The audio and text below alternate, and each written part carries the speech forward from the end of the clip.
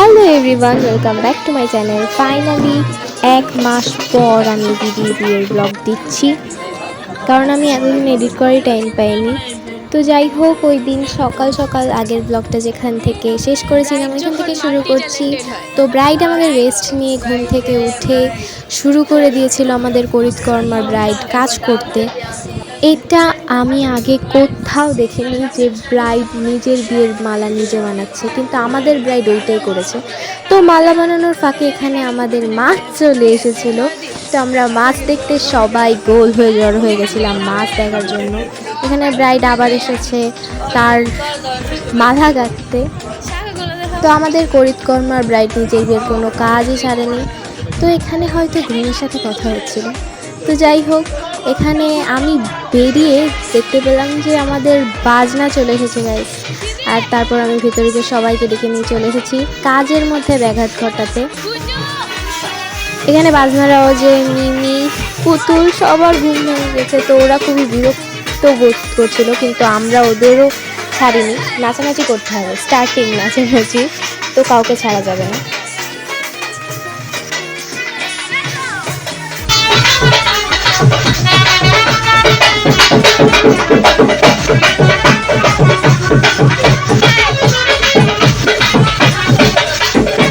তো ঘরে সারাদিনই চলছিল নানা রিচুয়াল, যেগুলো তো আমি বুঝতেই পারছিলাম না। এটা জানি না আমি কী হচ্ছে, কিছু একটা হচ্ছিল, ধান টান ভাঙা হচ্ছিল। তো যাই হোক, ঘরে সারাদিন এত রিচুয়াল হচ্ছে কিছু বুঝতে পারছি না। কত কি যে রিচুয়াল হচ্ছে বাড়িতে, আধা বুঝছি আধা বুঝছি না, আধা বোঝার চেষ্টাই করছি না। B relax. ওকে, তো আবার কাজ রিল্যাক্স করার পরে দেখা হচ্ছে পরে। সারাদিনে মনে হয় আমি লিফটে এসেই যা কিছু ভিডিও করছি, এছাড়া কোনো ক্লিপ নেই আমার কাছে। শুধু লিফটেই আমি কিছু কথা বলতে পারছি, কারণ এত পরিমাণে ক্রাউড, আমার কোনো দোষ নেই। এখানে আমাদের শ্যুট করতে করতে মনে হয়েছে যে আমাদের ছাদে অনেক শ্যুট হয়েছে, এখন আমাদের পাশের বাড়ির ছাদে যেতে ইচ্ছে করেছে। তো আমরা আমাদের এক মাসিকে জোগাড় করেছি তার বাড়ির ছাদটা নেওয়ার জন্য। আর এখানে ব্রাইডকে মাটিতে জাস্ট শুইয়ে দেওয়া হয়েছে, কোনো মায়া দয়া নেই আমাদের ব্রাইডের ওপর। আর এখানে তার উপর অত্যাচার করা হচ্ছে ফুল দিয়ে। ও কোনোভাবেই তাকাতে পারছিল না, যেহেতু তাকাতে পারছে না, এখানে আমাদের ক্যামেরাম্যান ভাইয়া ওকে একটু উপকার করলো, তো ওর মুখটা ঢেকে দেওয়া হয়েছে। যাই হোক, তো তারপর ড্রোন শ্যুটের জন্য প্রস্তুত। তো এখানে আমরা কেন দাদাকে সাপোর্ট করি, ওকে সাপোর্ট করি না, তাই নিয়ে কথা হচ্ছিল। তো আমি বললাম ও আমার বৌদি হয় আর দাদা আমার দাদা হয়, জাস্ট কিডিং। তো এখানে ক্যামেরাম্যান ভাইয়া ভেবেছিলাম দাদা থেকে বিকেলে টাকাই নেব না, কিন্তু এত ভালো তো আমি নই না। আর ওখানে আমাদের ছাদ থেকে আমাদের সাথে কন্ট্রাক্ট করার চেষ্টা হচ্ছিল, তো ওদের পাত্তা না দিয়ে আমরা আমাদের শ্যুট কমপ্লিট করে চলে এসেছিলাম আমার বাড়িতে। আর এখানে বাড়িতে এসে দেখলাম নাচানাচি কোনোভাবেই থামেনি। এখানে আমাদের আরেক এক্সাইটিং পার্সন ঘুম থেকে উঠে নাচানাচি করছে, আর এখানে বৃত্তির কাজ চলছিল। তো এরপর সবাই রেডি হচ্ছিল জল ভরতে যাওয়ার জন্য আর সকালের হলুদের প্রোগ্রামের জন্য। আমি তো সকাল থেকেই রেডি হয়ে ঘুরছিলাম, মানে ড্রেসটা পরে ঘুরছিলাম, কারণ আমি জানি আমি পরে কোনোভাবে রেডি হওয়ার টাইম পাবো না, তাই আমি আগে থেকেই সব করেছি।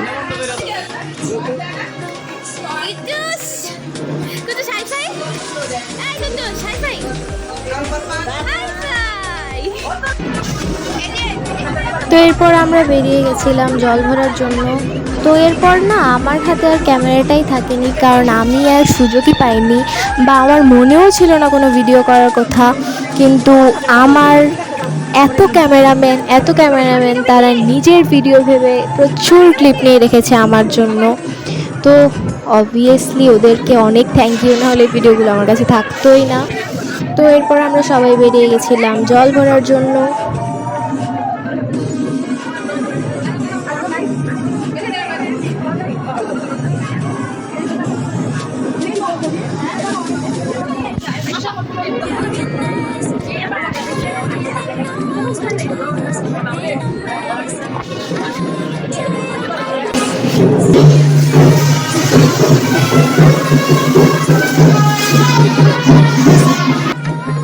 আমি আর মেজদি ওপর থেকে নামার আগেই সবাই বেরিয়ে গেছিলো, আর আমি শুধু মেজদির জন্য ওয়েট করছিলাম। তো মেজদি এখানে দৌড়ে আসার পর আমরা দুজন মিলে এক দৌড়ে গিয়ে তাদেরকে ধরার চেষ্টা করেছি, কারণ আমরা খুবই লেট। তো যাই হোক, এখানেও আমি কোনো ভিডিও করিনি, কারণ আমি তো নাচতে ব্যস্ত ছিলাম গাইস। রাস্তা তো কী হয়েছে, দিদির বিয়ে বলে কথা, দ্বিতীয়বার আসবে না, তাই নাচতে তো আমাদের হবেই, সে রাস্তায় হোক আর যাই হোক।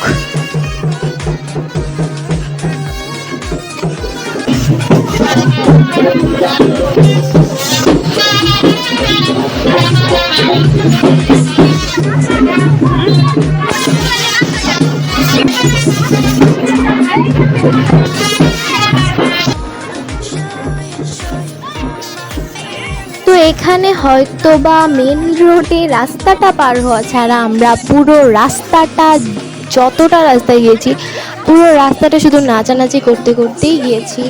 একটা মিনিটের জন্য আমরা থামিনি। তো আমরা যেহেতু সবসময় দিদিকে ছাড়া কোথাও যাই না, তো এই জল ঘোরাটাতে দিদিকে আমরা খুব বেশি মিস করছিলাম। ও থাকলে আরও মজা হতো, মনে হচ্ছিল যে এখানে তো দিদিও মজা করতো যদি দিদির বিয়ে না হতো, আর এখনও বাড়িতে একা বসে আছে, আমরা সবাই মজা করছি। তো যাই হোক, যেটা তো পসিবল না কোনোভাবেই, দিদির এখানে আসা পসিবল ছিল।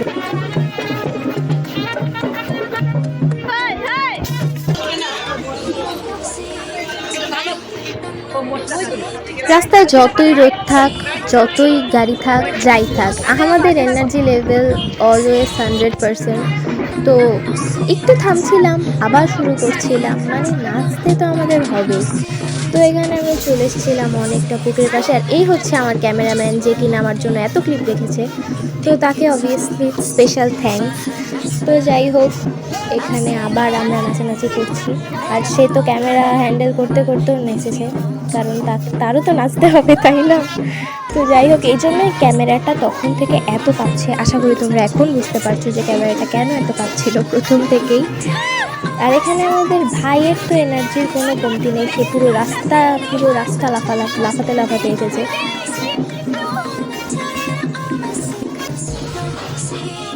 ভাইয়া তো আসছিল দিদাকে নিয়ে রিক্সা করে, তো এখানে তোমাদের সবাইকে হাইও দিয়ে দিল, কারণ তারও তো থাকতে হবে ক্যামেরায়, তাই না?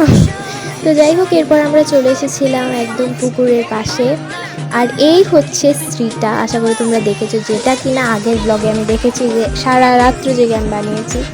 তো আশা করি সুন্দর হয়েছে। তো যেমনই হোক, বানিয়েছি তো কষ্ট করে, তাতেই হবে।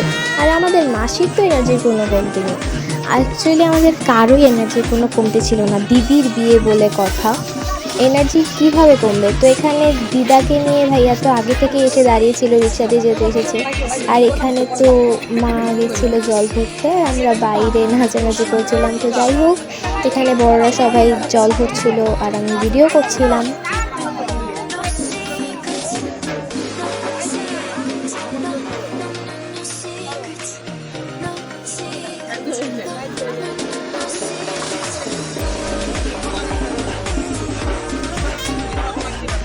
প্রচণ্ড গরম ছিল ওই দিন, যেহেতু আমার বোন শীতকালে বিয়ে না করে গরমকালে বিয়ে করছে, তো আমাদের তো এতটুকু কষ্ট করতেই হবে, কিন্তু নাচানাচি থামানো যাবে না, সব কথার মনে নাচানাচি থামানো যাবে না, যত গরম হোক যত কষ্টই হোক, মজা তো আমাদের করতেই হবে।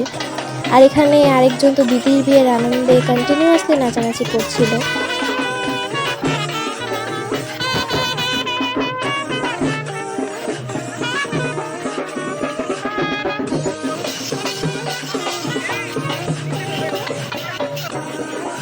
তারপর জল ভরা শেষ হয়ে গেছিলো, আর আমরা আবার এতটা পথ হাঁটতে হাঁটতে বাড়ি চলে এসেছিলাম। তো এখানে বাড়ি এসে আমরা নিচের থেকে গেট ধরেছিলাম, যেটার ভিডিও আমার কাছে নেই, কারণ তখন আমি ঝগড়া করছিলাম। আর ওপরে এসে দেখলাম দোতলায় তারা গেট ধরে দাঁড়িয়ে আছে বৌদিরা, কিন্তু তাদের কোনো লাভ নেই, কারণ অলরেডি আমরা নিচে গেট ধরেছিলাম আর ওপরে সবাই চলে গেছিলো।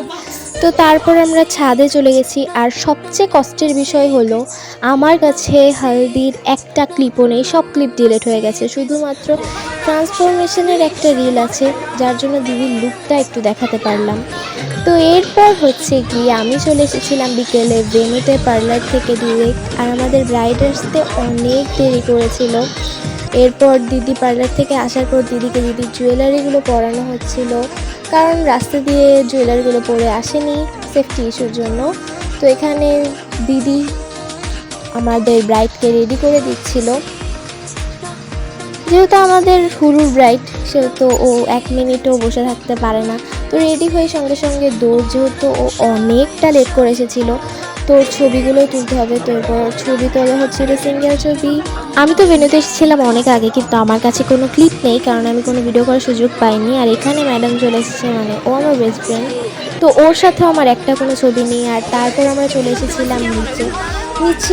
1 ঘন্টার বেশি সময় দাঁড়িয়ে থাকার পর আমরা যখন ক্লান্ত হয়ে যাই, তখন আমার বন্ধুরা আর আমার ভাই মিলে নিজেরাই বাজনা বাজাতে শুরু করে দেয়, কারণ ওদের প্রচুর এনার্জির দরকার ছিল। তো ফাইনালি 1-1.5 ঘন্টা দাঁড়িয়ে থাকার পর আমাদের গ্রুম চলে এসেছে। তো এই মোমেন্টটার জন্যই আমরা ওয়েট করছিলাম।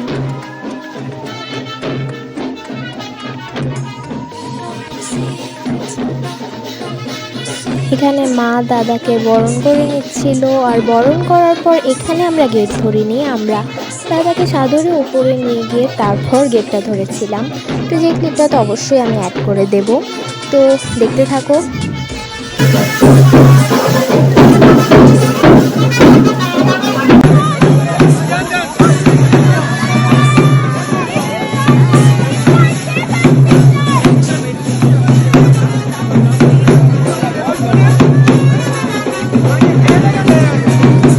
তো হেলদি প্রোগ্রামের মতো এইখানেরও অনেক ক্লিপ আমি হারিয়ে ফেলেছি, তো তাই একদম শেষ মুহূর্তের ক্লিপটাই অ্যাড করে দিচ্ছি। এখানে দাদাকে মিষ্টি খাওয়ানো হচ্ছিল, আর মিষ্টি খাইয়ে আমরা ভিতরে নিয়ে চলে এসেছিলাম।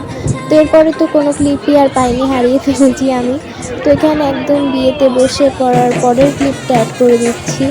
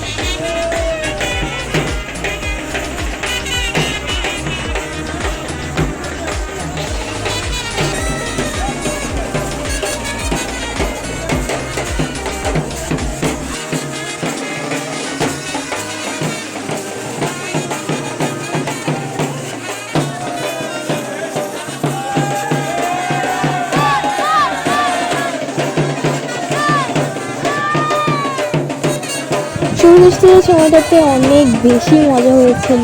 তো এই প্রত্যেকটা মোমেন্টগুলোতে দিদি সবসময় আমাদের সাথে মজা করে, আর এখানে দিদি ছিল ব্রাইড, তো পুরো ব্যাপারটাই আলাদা ছিল। তো যাই হোক, সব মিলিয়ে অনেক বেশি মজা হয়েছে এখানে।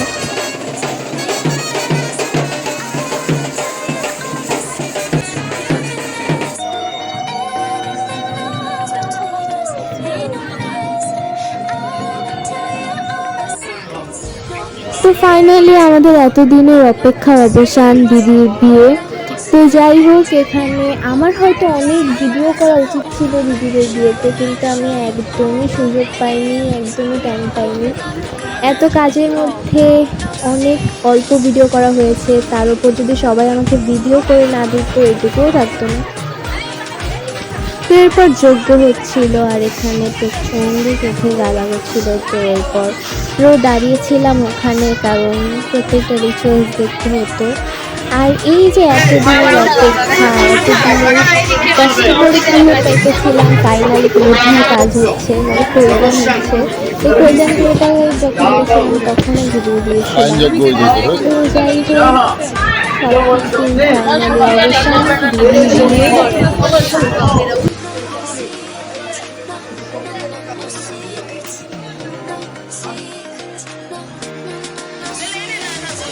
এখানে আমরা দাদাকে কিছুতেই ছাড়ছিলাম না, দাদাকে দিদিকে কোলে করে পার করতেই হবে। তো এখানে দাদার সাথে এক প্রকার যুদ্ধ হচ্ছিল আমাদের।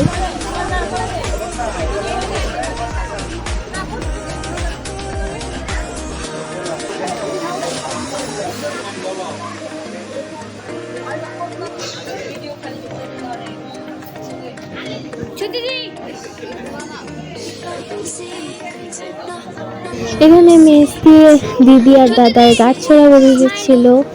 তো এরপরে এত দিনের ওয়েট করা মানে দিদির সিঁদুর দান, তো এই মোমেন্টের জন্যই আমরা সবাই এত দিন ধরে ওয়েট করছিলাম, এত দিনের প্রিপারেশন, এত দিনের প্রতীক্ষা। তো ফাইনালি দিদির সিঁদুর দান।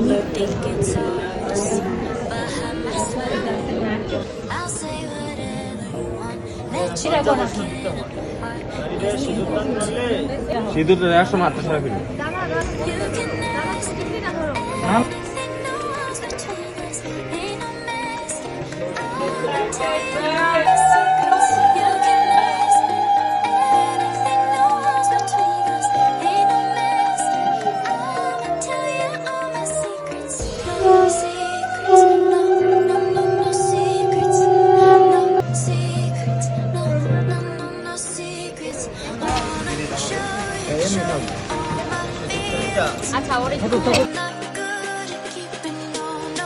তো এরপর আংটি খেলা হয়েছিল, আর আংটি খেলার পর দিদিদের কিছু কাপল ফটোশুট হয়েছে।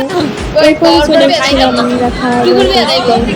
পুরো একদিন পর আমরা খেতে বসেছি, মানে ওই দিনের রাত্রে আর আমাদের কোনো খাওয়া দাওয়া হয়নি, ডিরেক্ট দিদিদের বিয়ের পরই আমরা বসেছিলাম। তো এরপর আমরা বাড়িতে চলে এসেছিলাম, আর তারপর সারাদিন শুধু আমরা রেস্ট নিয়েছি আর বিকেলে। তো এর কোনো ক্লিপ নেওয়ার আমার কোনো রকমের ইচ্ছে ছিল না, কিন্তু তাও নিয়েছি। তো এখানে দিদিকে আবার রেডি করে দেওয়া হচ্ছিল, আর এখানে খেলা হচ্ছিল, কিছু রিচুয়াল হচ্ছিল। তো এই রিচুয়ালগুলো শেষ হওয়ার পর আমি আর কোনো ক্লিপই নিতে পারিনি, কারণ